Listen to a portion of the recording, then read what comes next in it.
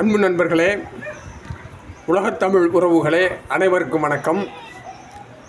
இது மின்னல் கலைக்கூடம் வழங்கும் தமிழ் மூலம் ஹிந்தி கற்போம் நிகழ்ச்சி.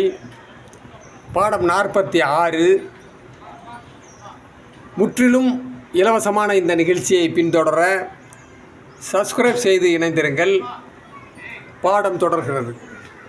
முற்று பெறாத இறந்த காலம். முற்று பெறாத இறந்த காலம்னா என்ன? இறந்த காலத்தில் ஒரு செயல் வழக்கமாக நடந்து வந்ததை சொல்வது. நடந்து வந்துக்கிட்டே இருந்தது ஒரு காலத்தில், அவ்வளோதான், அது முற்று பெறலை.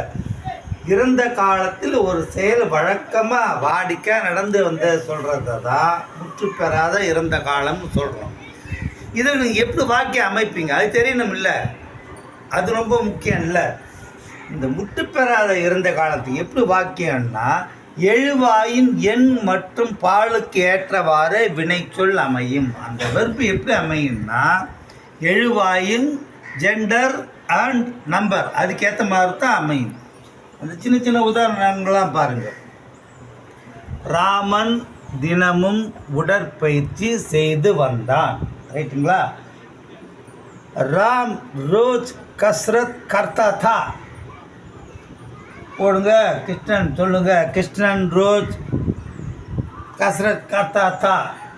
குமார் ரோஜ் கஸ்ரத் கர்த்தா தா. சொல்லுங்க. இது மேஸ்குலின் சிங்குலர் பார்த்துட்டீங்க. மேஸ்குலின் ப்ளூரலுக்கு வாங்க. ராமனும் குமாரும் தினமும் உடற்பயிற்சி செய்து வந்தார்கள். ஆண்பால் பன்மை. சரிங்களா? அது எப்படி சொல்லுவோம்? ராம் और குமார் ரோஜ் கஸ்ரத். இது வரைக்கும் எல்லாம் சேம். அப்புறம் என்ன? கர்த்தே தே. ரைட்டுங்களா? ராம் और குமார் ரோஜ் கஸ்ரத் கர்த்தே தே. அது மாதிரி நீங்கள் பேரெல்லாம் மாற்றி போட்டு இஷ்டத்துக்கு எழுதுங்க. இதான் ஃபண்டமெண்டல் பிரின்சிபல். ரைட்டுங்களா? இப்போது ஃபெமினின் பெண்பாலுக்கு வருவோம். பெண்பால் நான் ஒருமை. கரெக்டாக? சீத்தை தினமும் பாடி வந்தாள். சீதா ரோஜ் காத்தி थी. கீதா ரோஜ் காத்தி थी. இது இப்போ ப்ளூரல் சொல்கிறோம். பெண்பால் ப்ளூரல். சீதாவும் ராதாவும் தினமும் பாடி வந்தார்கள். அதை எப்படி சொல்லுவோம்?